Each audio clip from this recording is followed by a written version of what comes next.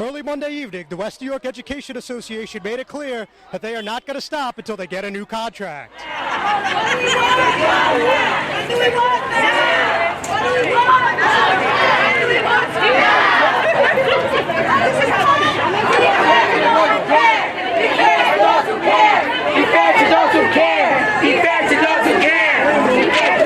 Anita, obviously you guys still not happy about the contract. I mean, is there any movement at all? Is there any chance you guys are coming to terms anytime soon, as far as you can tell today?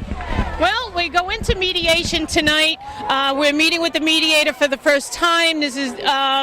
It's very disheartening to be told that you're not going to get a raise this year, next year, or the year after. We work very hard in the schools. All of our employees do. The secretaries, the paraprofessionals, the custodians, and the maintenance. Those are all the people who are involved in a child's upbringing. It's not just teachers. It's not just about the teachers. It's everyone in this union. So, obviously you guys are still in negotiations, but can you tell us a little bit on what you're asking for and what they're offering? I mean, anything on that end? Well, we're not asking for much. We were told in December we were given a percentage, and then in February we were told that they had no money. So that's unacceptable. It really is unacceptable. They've been misusing the money. They've been buying automobiles with the money. They have 3 new Dodge Durangos. The inside of the board office has been redecorated with new carpeting. There has been a new Promethean board, about a 70-inch Promethean board, which costs about $6,000 to buy. So if there's no money, then why can't we get any? They settled the supervisor's contract recently, but yet we're told they have no money. Anything else you want to add about just the protest today?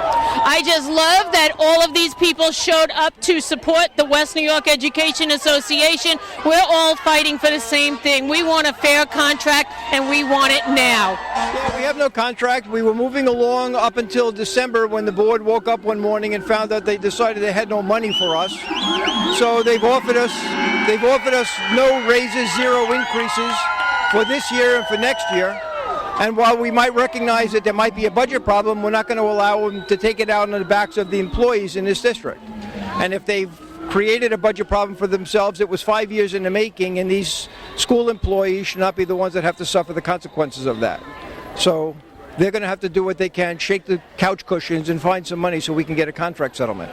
It's a great crowd. There's school employees. They're very upset. They're frustrated with the lack of a contract, and they're here to demonstrate that on their own behalf. And we appreciate their support.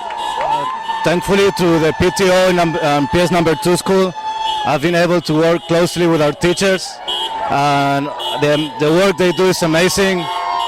I've worked with them after school hours when they donate their time for our activities, and the fact that they've been working so hard without a contract for so long is honestly very inspiring.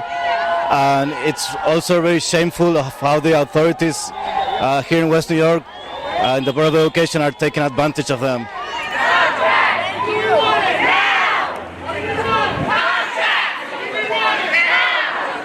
John Heides with the Hudson County View, the eye of the community.